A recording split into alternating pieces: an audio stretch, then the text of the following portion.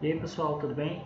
Nós vamos na aula de hoje continuar os exercícios de quarentena. A gente vai resolver agora a aula número 7 para as turmas de oitavo ano da Escola Professor Manuel Paulo Nunes. E vamos aí para a parte dos agradecimentos. Obrigado pela presença de vocês aqui na aula. Vamos continuar lendo e respondendo questões de interpretação e de compreensão de texto. Vamos trabalhar com os seguintes descritores na aula de hoje: localizar informações explícitas e reconhecer o sentido estabelecido pelo uso de expressões de pontuação, de conjunção e fragmentos de romance, certo? Bom, a gente vai trazer aí um romance e o que você já tem que saber?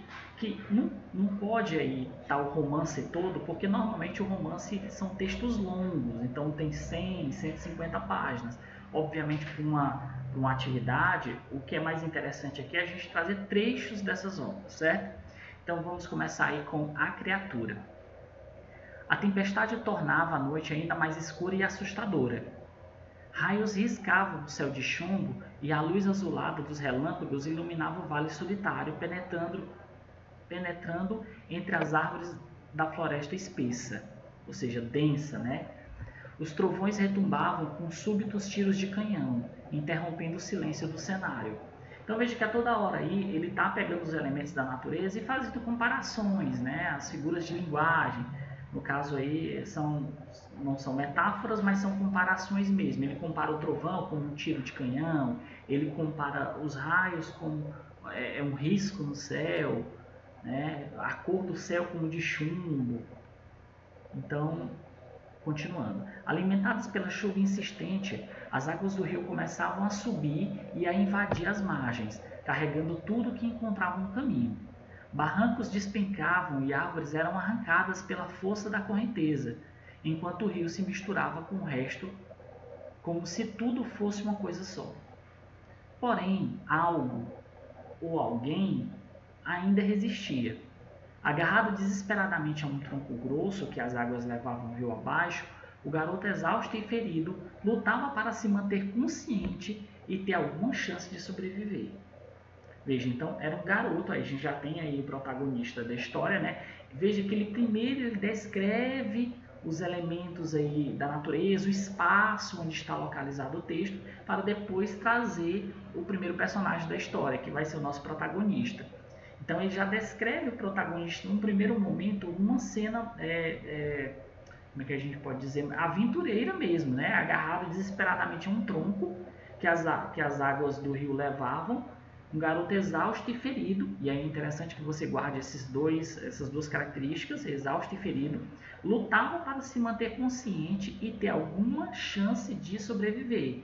Se manter consciente no sentido de não desmaiar, né? Já que ele já estava exausto e ferido.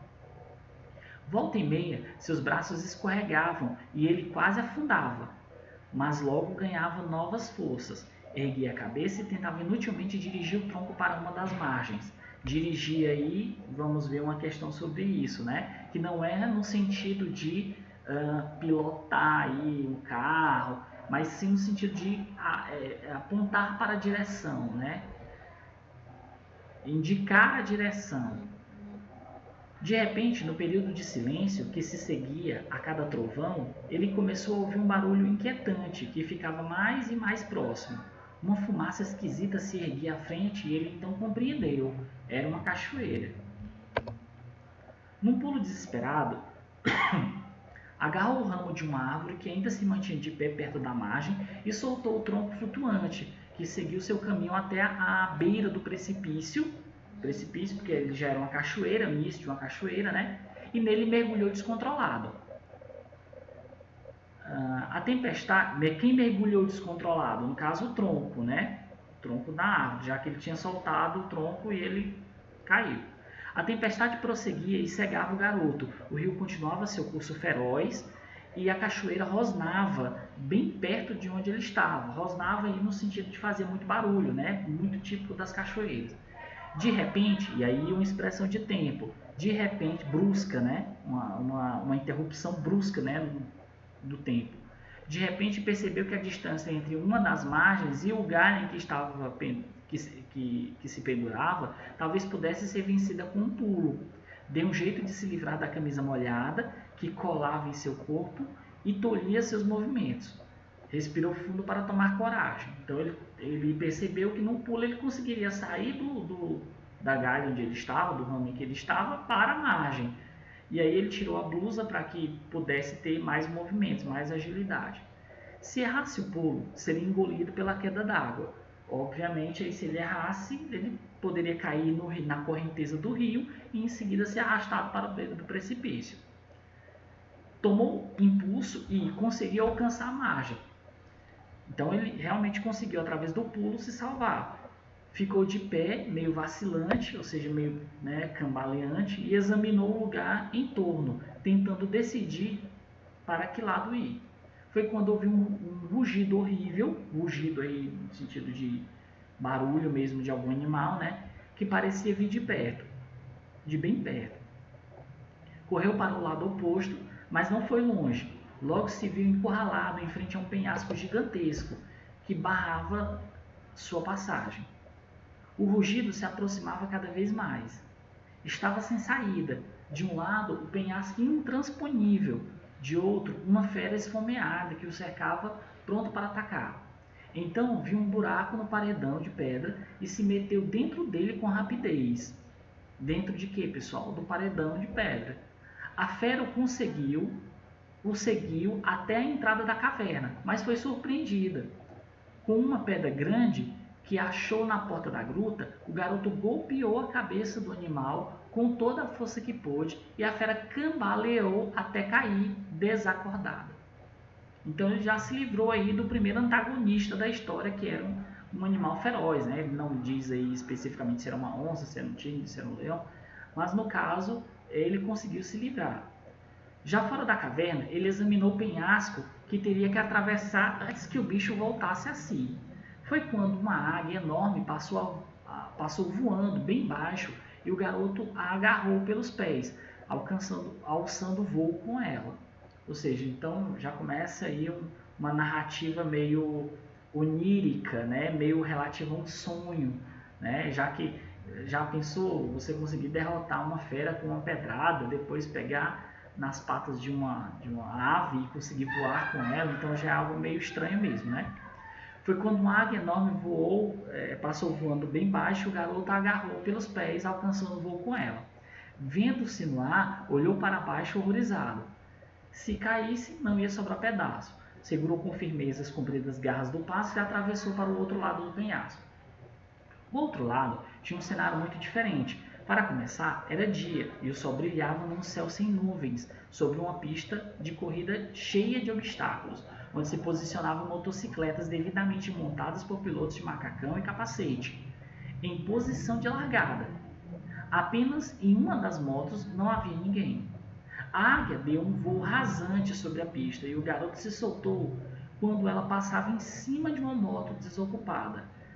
Assim que ele caiu montado, foi dado o sinal de largada. Veja que já parece mesmo uma coisa relativa a um sonho, de aventura, uma vez que já chega a ser impossível ele se segurar na asa de um pássaro e sair voando e depois descer em cima de uma motocicleta que estava por acaso em pé e ele chegar em cima da moto justamente no horário da largada da corrida. Então, as motos aceleraram ruidosamente, fazendo barulho, e partiram em disparada, enfrentando obstáculos como rampas, buracos e lamaçais. O páreo era duro, mas a motocicleta do garoto era uma das mais velozes. Logo tomou a dianteira, ou seja, logo foi para a frente, seguida de perto por uma moto preta reluzente conduzida por um piloto de aparência soturna. Inclinando o corpo um pouco mais, o garoto conseguiu acelerar sua moto e aumentou a distância entre ele e o segundo colocado. Mas o piloto misterioso tinha uma carta na manga. Um golpe rápido fez sua moto chegar por trás e, com um movimento preciso, deu uma espécie de rasteira na moto do garoto.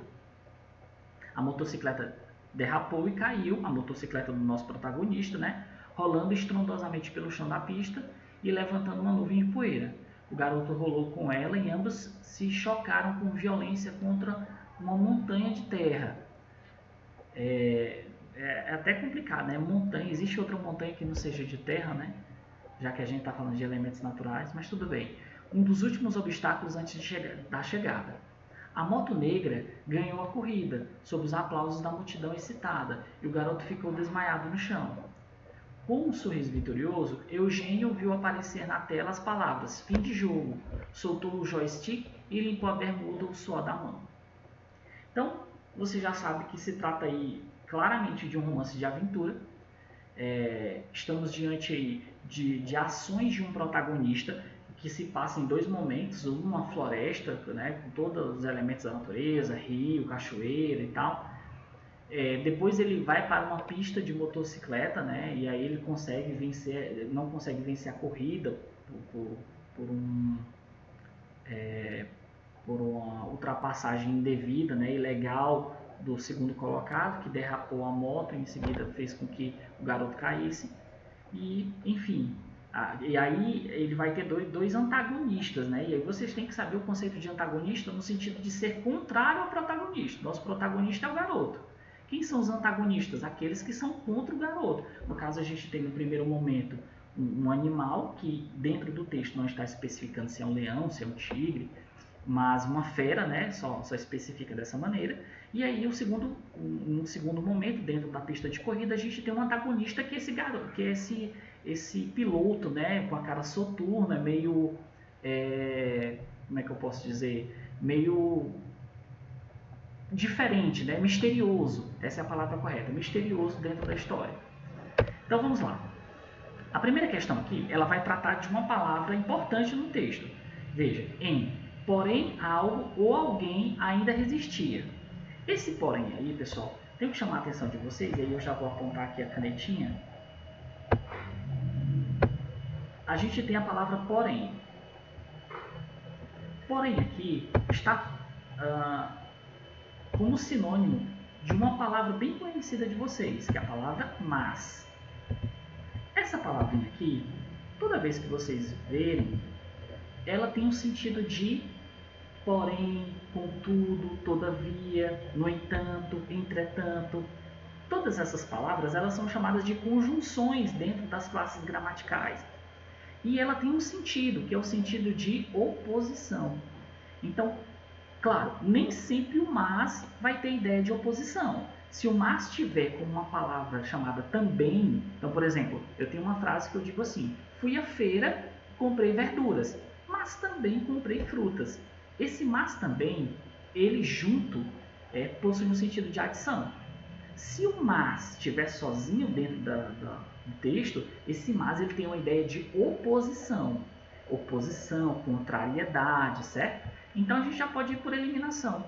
Então, esse porém aqui está no sentido de mas. Então não é o sentido de adição. Não é também o sentido de explicação e tampouco o sentido de consequência. Então, claramente por eliminação, a gente já consegue encontrar a resposta correta, que é oposição. Ok, pessoal? Qualquer dúvida vocês colocam nos comentários. Questão número 2. Um garoto exausto e ferido lutava para se manter consciente. Outra palavrinha que cai bastante nas provas, né? Inclusive caiu aí na última aula.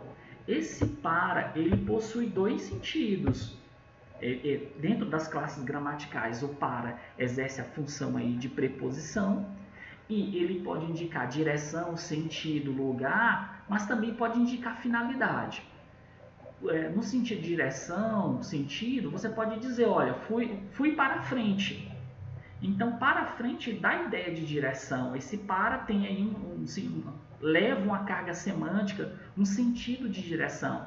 Fui para Nova York.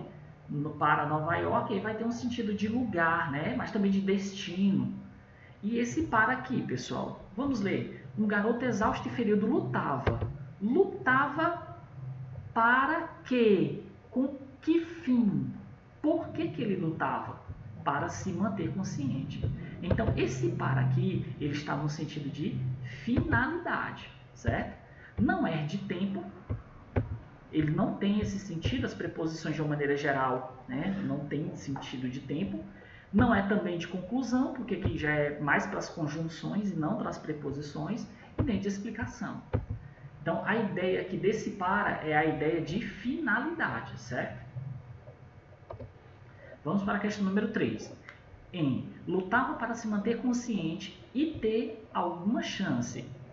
Esse aqui também é uma outra palavrinha que vocês precisam muito saber o sentido, o contexto em que ele está inserido.